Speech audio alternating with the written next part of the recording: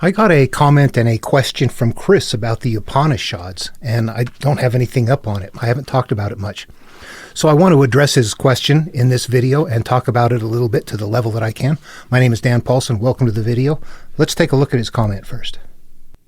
Hi, Dan. Have you ever looked into India's Hindu texts, the Upanishads, found in Hinduism spiritual texts? I found a YouTube channel, Dharma Speaks, and the video, A Walk Through the Upanishads. In the beginning of the video, he claims that there are stark contrasts in theological principles. I searched through your videos to see if you had put up a template on the Upanishads and could not find one. Just curious, Chris. Okay, yeah, good question. And no, I don't have anything up on it. There's a number of reasons. Okay, and he's completely right about they don't look the same at all. I'm going to shift my own verbiage here. But we know that in Abrahamic traditions, the idea is that you relinquish your sins, you ask God, a higher supernatural being out there, to absolve you of your sins, and you live your life feeling comfortable with that, with the idea that you're going to have life when you die. So that's Abrahamic religion. Hinduism does not do that at all. You don't relinquish anything to anybody. You turn inward. There's a couple of things to do for healing, though. There's 3 paths. I don't recall them. I know one of them very well. The other 2 I don't recall. One of them is like yoga practices, doing things, good deeds. I can't recall the other one. But they're ways of living a lifestyle with your hurt, hanging on to something that's helping you gradually heal. In all of the material, no matter where you go in the world, there's one inner path that if you interpret it a certain way, becomes suddenly something that's very stark. It is no longer the religion at all. It is now a mental path. And no matter where you come from in the world, it's that mental path. You get hurt, you turn to your pain. The higher awareness is God. There's something that is universal that is not going to be accepted in the general public. And that is what we're looking for, that universal interpretation. There's a Jesus verse in Matthew 7:13 that says something to the effect of, enter through the narrow gate, for the road is wide that leads to destruction, and many take it. So the clues like this we're looking for. What is this narrow gate he's talking about in the outward-looking ways? I'm going to say this, that if a person is teaching their religion and saying, my religion is different than their religion, they're exactly right. They're all different. But they're talking about what I'm going to call the carrier shell, the ark. There's many arks that are out there. And the arks are all built on that one template, that when you turn inward, all of the material, regardless of how it sounds, it was written for a people at a time, thousands of years ago, when life was not at all like we have it now. When there's no technology, but there are thousands upon thousands of people. Yeah, this stuff is incredibly important to be in place. But if you go to Hinduism and to Buddhism and to Abrahamic materials and to Babylonian materials, if you took the experts of each one of those who are creating those, the myths, the creation stories, the Genesis, all of that, the Enuma Elish, the Atrahasis, the flood stories, that you would see that they are all understanding one core thing. They're buddies. They do not conflict. They're all using the same template. They know what the truth is, that one inner path. But they also know that their people are not going to take that path, that they're tribal, and they need something there to hold them in place, to help manage them. At the same time, that inward path is always there for anybody to find. There's something in the background that if you get there, you say, you know what, my religion and your religion are different from each other, then I'm not understanding it. They're both carrying the same thing. And the truth of it is they're both built on the same template. They're not carrying the template. The template is carrying them. They are hiding the template in a lifestyle for people that won't turn in. All right, if I was to really try to put that into more plain language, I would say that if I was to follow I got the Upanishads here I've got about 3/4 of a shelf over there full of, I've got the entire Mahabharata. So, the Upanishads is just a small piece of it. I've got the Bhagavad Gita too. Fair warning if you're looking for books to buy. These Nilgiri Press ones, they quickly start coming up. The glue and the backing is not very good. They come apart pretty quickly. They're meant to be read one time and put on the shelf, I guess. Anyway, okay.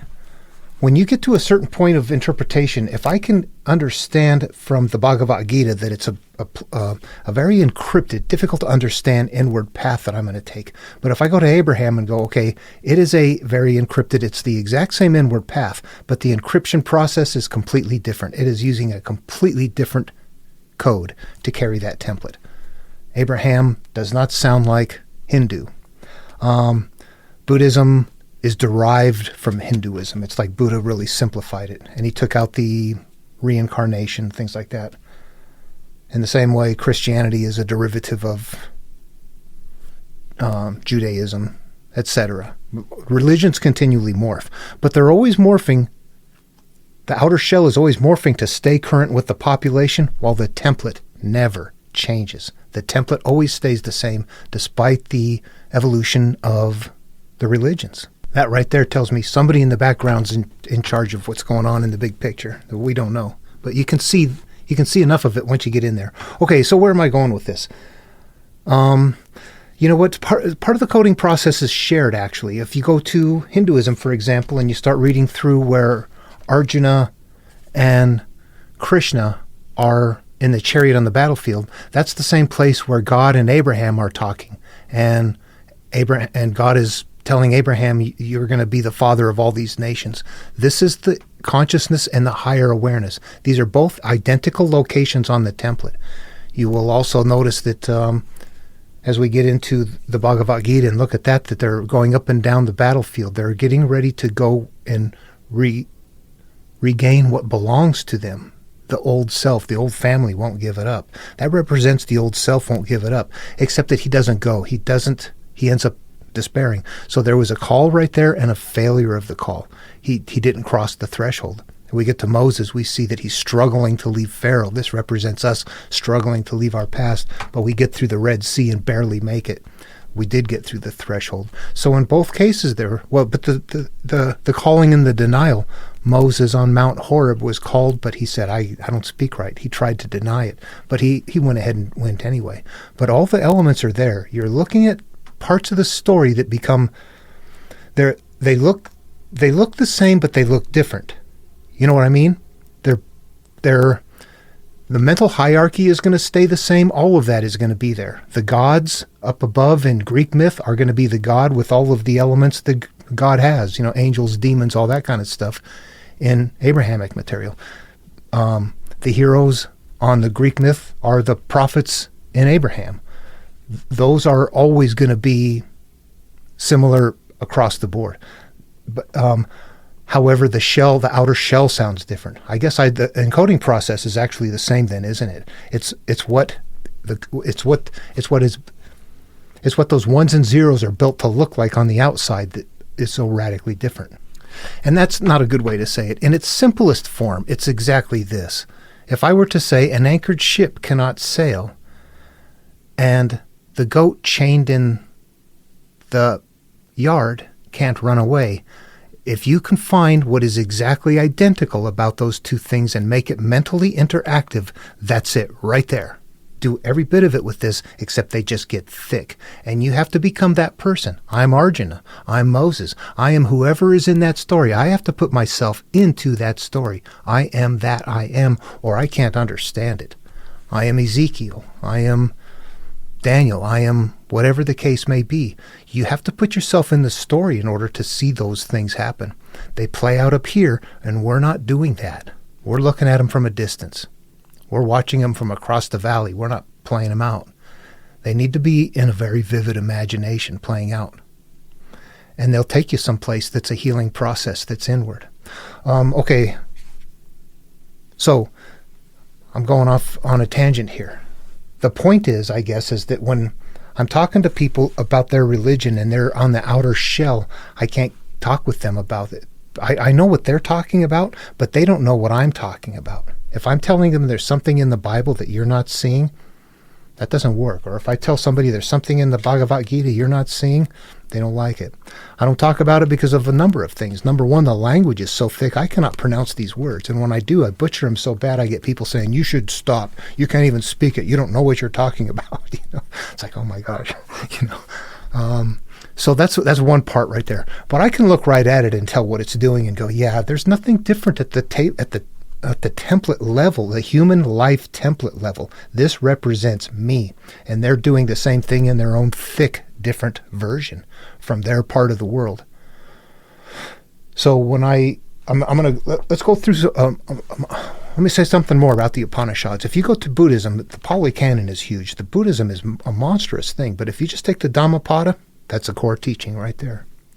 Taoism, same thing. Huge volumes, thousands of books on the thing. You take that little bit of Tao Te Ching, that's the core teaching right there. The rest of all that big religion is built off that core teaching. What's that core? You get to that core, that's the inward path. Everything else is the outward path to carry it, the arc. So, when we get to Hinduism, it's the same thing, but the Upanishads is the core. We get to Jesus, and there's it's not a huge teaching. It's not a huge body of work from Jesus, but the significant core base right there is the Sermon on the Mount, right there. Not just the Beatitudes, but the entire thing. This right here is your path to it. Here's how you came about, here's how life works, and here's how you heal. If you can extract that from all of them in the same way, you find what that path is. You realize how they're using one template and putting a different, mine's a goat, mine's a ship, mine's somebody that got chained up, a prisoner trying to escape, something, whatever, you make it up. Ball on the tether bowl, something that represents the idea that what you're hanging on to you can't get free of. And you know what? Thicken it up. Cyclical pain. What about a tree that grows up and doesn't produce anything, so you just command it to die? Or a tree that grows and you chop it down, but it grows up and not until you pull it by the root does it come out. These all represent things that are coming from us cyclically, painful, wise, that we're hanging on to. There's something rooted in there. At some point you realize that the anchored ship cannot sail is the same thing as the tree that gets chopped down grows back again. When you can get it to there, you got it cracked. The code is cracked. But it would seem that unless you can do it in your own mind, it doesn't work. It's invisible. You have to be able to do it in your own head. You're creating stories that are different, and that these guys are doing the same thing. All of them you get into, no matter who it is, they're all doing that. And there are times where it was really prolific when all of this was coming about, the changes were happening, and religion was going to start. There's different competing things going on, and the Gnostic didn't win out. That's happened historically through history with the Essenes and Sadducees, people that have bad raps today, and people say, this is what they were like. And you sit back and go, no, what they were is the people that were trying to understand that it was a personal path and not a religious thing that you relinquish. Those elements get knocked out, boom, boom, boom, boom, and it's really tight to keep it a religion in Abraham. Don't allow in the things that show something different. All of this material is good. It teaches the same thing. Same with this book here. It falls apart at the Gospel of Thomas. What does that tell you? A lot of study there in the past. Okay, let's go through. After having said that, then, let's just grab an Upanishad in here. I marked one out to look at, and let's interpret it using the same technique that I would be using for Abrahamic material or Buddha material or Taoist material or anything else. All right, this Upanishad is the Isha, I-S-H-A Upanishad. The Lord is enshrined in the hearts of all. The Lord is the supreme reality. Okay, I'm going to stop right there and say this right here, the Lord is going to be in the mental hierarchy. It's the higher awareness. Let's talk about what the higher awareness is for a minute, because we have to know what this is doing right here. When we're born from this. They call it Brahma. There's different, we just emerge from something out here. And it almost seems to be like a consciousness. And the reason I say that is because we have to look at our own experience with this. When you're having an internal dialogue, who is it that's talking? What? Who's in there? Part of you is conscious and working through memories and conflict and worries, concerns, anxieties. And there's another part of you that's going, let it go. There's nothing you can do. Who and where does that? Where does that come from? When you're tossing and turning at night and can't get to sleep and you wake up because your mind is frazzled, it's over something you can't resolve, but every once in a while a voice comes in that says, that's detached from it all. When it talks to you, it actually changes the way you feel at that moment that it's talking. And it says, hey, you got to relax. There's nothing you can do tonight. Just wait till tomorrow, do this, or yeah, it's something somehow. But we slip right back into the anxiety. That right there is the Lord. That's God. That's the higher awareness. That's where we come from. And you will see that it comes in if you're not paying attention. You don't see this. If you start looking at it, you go, it's coming in unsolicited. I'm not looking for it. It's entering my head saying, hey, knucklehead, I'm here. Hello, McFly. Yeah, it's kind of doing that. That's what I'm going to put in this story right off the bat, that everybody's teaching that because that's where we come from. It's going to be in different verbiage, but that's exactly what they're saying right here. All right, they might say Brahma, and I might say the universal quantum, who knows what. It means the same thing. I'm modernizing the verbiage, but I also don't know theirs well enough to be accurate with it. So I've got my hands full of learning other things. So, all right, the Lord is enshrined in the hearts of all. Analyze that more. We know what the higher is now. What is enshrined and what is the hearts of all? What is the heart? How can this higher awareness be enshrined in my heart? What is my heart? We know it's not the physical heart.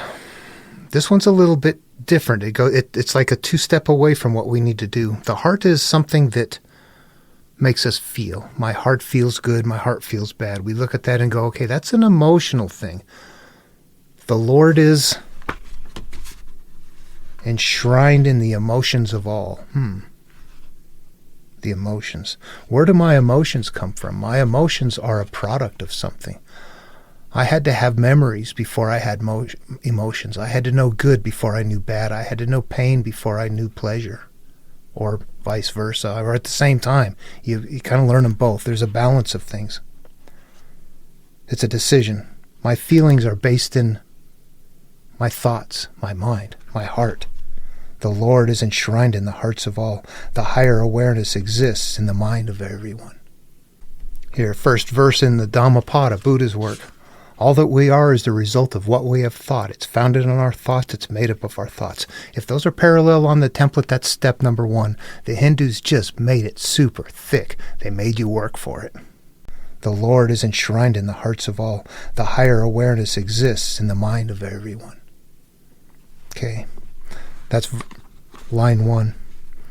The Lord is the supreme reality. That's where we come from. That's it all. What would we have in the Tao Te Ching? The unnameable is the eternally real. Rejoice in him through renunciation.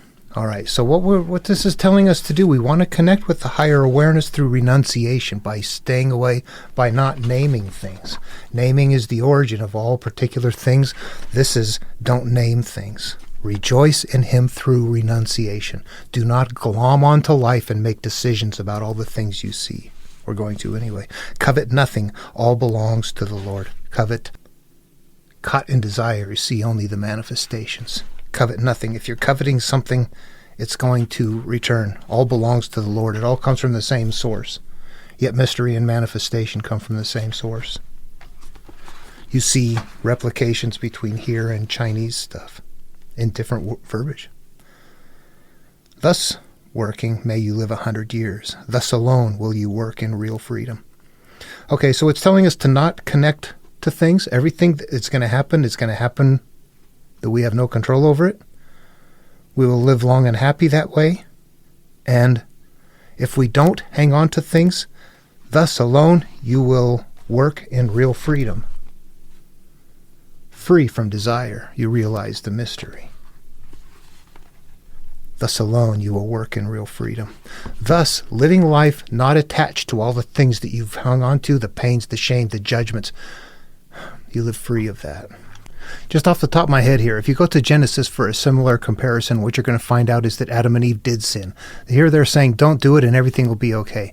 What happened there is that they did do it, so everything is not okay. Now you're going to have that repeating cycles of pain. Pain in childbirth. Every time Every time this emerges from you again, it's going to be painful. Your cyclical experiences are going to be no fun. And Adam, your consciousness, what you're going to do is you're going to go out and just work the land and not even reap its full benefits of it. And that's analogous. That doesn't mean we're going to be farmers. That's the reference there. What this really means to us is that we're now going to go out and live our lives unaware of the fact that we're just bouncing off of our experiences out there, judging them, and never getting the full benefit of life.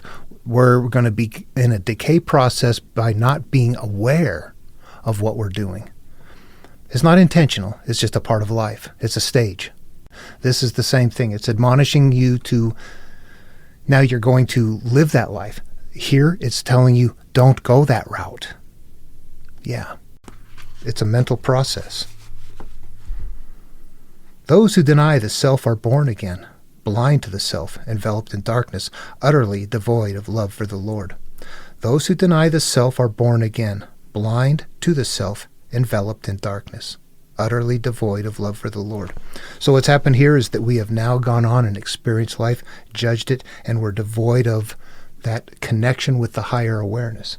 We're going to see that in bigger stories right after Cain and Abel, when God disappears until it's time for the flood.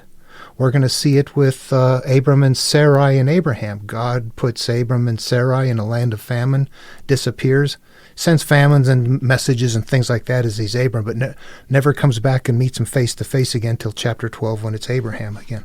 So we're seeing the elements in a small core, and we're seeing it in a huge volume carried over a larger teaching. We lose the connection to the higher self as we go along in life. The self is one, ever still. The self is swifter than thought, swifter than the senses. Though motionless, he outruns all pursuit. Without the self, never could life exist. So that sounds like the higher awareness, doesn't it? The self is one, we are one, but we ever still, the self is swifter than thought. We want to be pure, we want to be devoid of all the judgments in life. We are one, but we become very multiple as we make decisions, and we need to undo the decisions and the things that we're hanging on to, the pain, the shame, the hurt. Just think about it. What hurts you in life? What is your head in turmoil? Why? Resolve that stuff and the turmoil ceases. It's the inner path is not a soft, long-term path. It's a turn inward. This is what you're a product of your decisions, your memories, your experiences, and the way that you're holding them. And if you want to change your life, you have to change the way you perceive them. That's it. And if you don't do that, it's going to continue on, and it's going to continue to get worse. It's going to continue to escalate. The self seems to move, but is never still. He seems far away, but is ever near. He is within all, and he transcends all. So this is the higher awareness that they're talking about. Honestly, I say that because I know that part, they're actually making it sound like it's more than that, like it's a cosmic awareness. I don't know how to mentally, I don't listen to what people say and say it's there. I figure out what I can interact with, and yeah. Those who see all creatures in themselves and all creatures know no fear. So we're seeing that we all emerge from the same oneness somehow. That somehow that this is a consciousness or something. That's the implication here. I don't find that too much, and I want to avoid it because I see like New Age teachings kind of going that way too, that consciousness is fundamental or something, and I don't see how that's the case. That's like saying God created everything. It's like, yeah, I have to admit that right here is where the confusion begins, because that, like I said earlier, that higher awareness seems to come to your consciousness without your consciousness going and seeking it. It's coming in from elsewhere. What is that?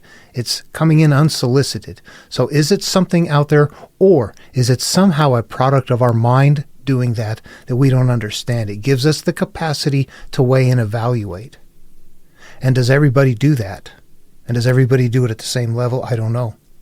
So I won't say that it is fundamental. It seems more likely that it's a product of my own processes that I'm still not understanding. Those who see all creatures in themselves and all creatures know no grief. How can the multiplicity of life delude the one who sees its unity? Okay, so all of the complicated things that are going on, all of the stuff going on, if we see the unity of all this stuff, we cease to see little individual points in time. We're beginning to understand that we're in a sea of cause and effect, and that what you're seeing happen out there is the final result of something. It's the final manifestation. And if you're judging to it, you're just becoming a part of something it's a part of cause and effect that's in action. You're just jumping on the wave. So you avoid that, yeah. The self is everywhere, bright is the self, invisible, untouched by sin, wise, eminent and transcendent. He it is who holds the cosmos together. Higher awareness is really focusing on that higher awareness. And recent analysis of the term sin, which is, all of these terms are analogs. They mean something different. So what does sin mean? We know what it means in the physical world, but it's flexible. It doesn't always mean the same thing. It depends on so many variables. So when we get to the level of template, we can't have that. Sin is a term being used to carry a different meaning. And when we look for what goes wrong in the human being, in the template, and in life, what we're doing here is naming something. A sin is the same thing as saying, oh, this happened, now I hate it as a result. And it doesn't matter whether you are a perpetrator or a victim. The sin means I have now made a decision, planted a seed, which is going to be derogatory to my future existence. I've made a decision that is going to be bad for me. So there's sin. In dark night live those for whom the world without alone is real. In night darker still for whom the world within alone is real. The first leads to a life of action. The second to a life of meditation. I'm going to have to stop and unwrap that. In dark night live those for whom the world without alone is real. Okay, dark night is going to be a mental state of being unaware. Unaware live those for whom the world, that's your life experience, without alone is real. Okay, so what that means, in blindness live those whom think that the reality is everything you see in the physical world and that's it. Darker still for those who the world within alone is real. Yeah, it's just me. Life is all about me, I, me. The first leads to life of action, the second to a life of meditation. But those who combine action with meditation cross the sea of death through action and enter into immortality. We're going to cross the threshold right there, cross the sea of death. As I listened to this, I realized I did not interpret that completely properly. I interpreted that half correctly and half incorrectly. That was a good one and a bad one. They both sounded bad, and you can get hooked into these. You have to step back and let things flow. Okay, so it's bad for you if you think everything is bad in the world. Cursed is those who think that the world is the reality.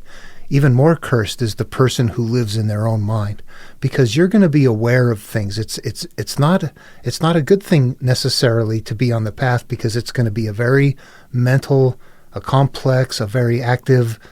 You're swimming with emotions and dealing with issues and doing things and trying to resolve inner conflict in ways and with people that are just not there with you, that it's not going to work. It's going to be a struggle, all of that. But that's why the one looking outward that leads to a physical world, where the one that suffers the pain from looking inward is going to find a meditative state through action and enter into immortality through the practice of meditation, so we have heard from the wise. Okay, the meditation practices they're talking about is actually not what we're told to sit and try to clear your mind. In this case, what we're doing is we're taking the memories that we've had that are not okay, and we're sitting in our consciousness with the higher awareness. Instead of being there consciously unaware of what's going on and having this out-of-control conflict, the consciousness is beginning to learn that it is in control, or it has the capacity to say, all right, I'm going to bring in this higher awareness.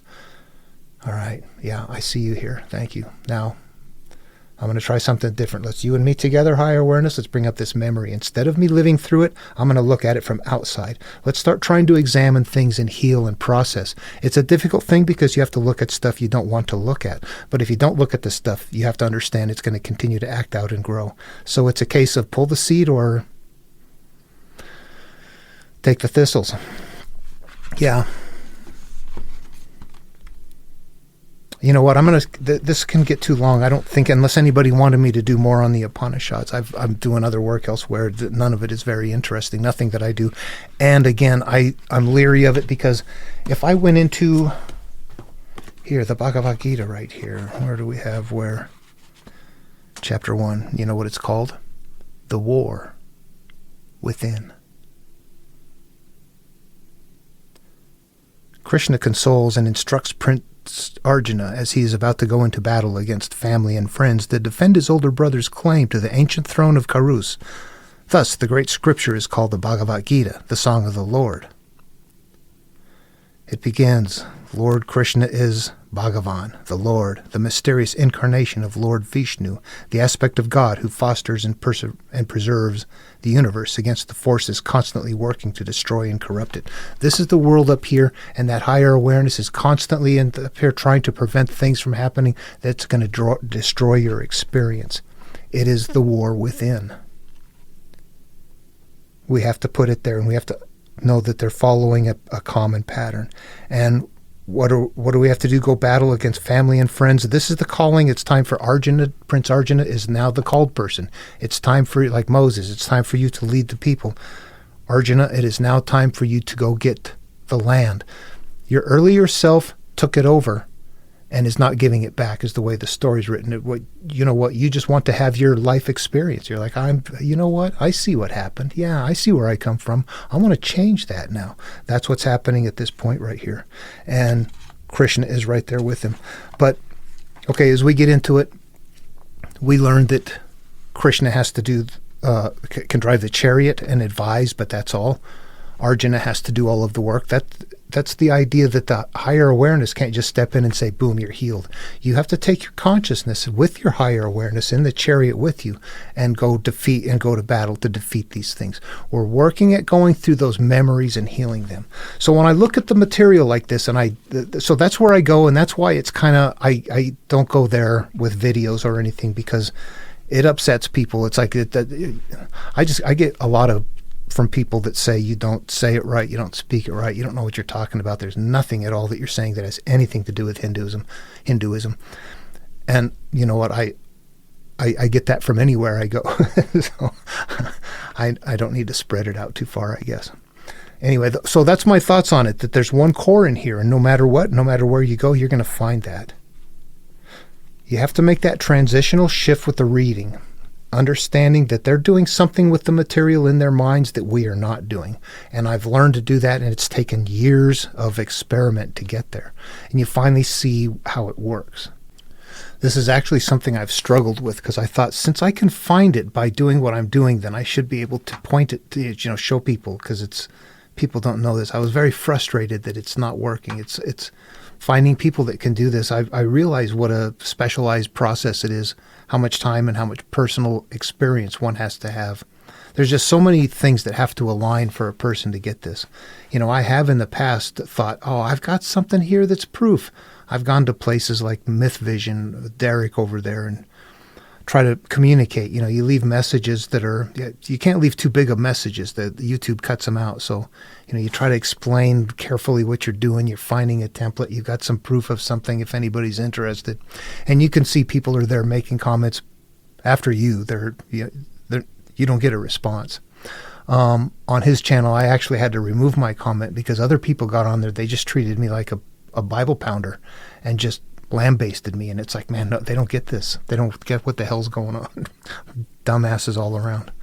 Anyway, so I find that even if I go to places where people are doing Greek myth and you're like, do you see these patterns? Do you see how Jason lines up with Moses and Exodus and things? And things just drop off. The people at the line or something like that, they kind of look down their nose at me. Yeah, they're kind of full of themselves. At least that's what I thought. They're smart, but they sit in a high. They too. They've gone from one high horse to another. Anyway, yeah, it's a tough thing to get here and do this. Anyway, all right. Well, that's it, and that's why it's different, and that's why I can't teach Hinduism the way that I teach material. That I can't get people to follow Western material, let alone something that's not even my department. So. But you understand then too things like the Tao that can be told is not the eternal Tao. Same thing here. They're telling you, yeah, you can't. What am I doing right now? I'm telling the Tao. Is it eternal? Can you read that stuff and get that out of it? Nope. You have to go do it on your own. It's not real until it's yours. That means it's mental. It's a personal mental trip. It's the only way this works, regardless of where you go. The Upanishads, same thing, yeah. What was that? The Lord is enshrined in the hearts of all. The higher awareness is in the mind of each person. It's the same thing when you get to a certain point. And when people don't get there, you're kind of on your own. All right, hope that was helpful and interesting. Questions, comments. See you in the next video.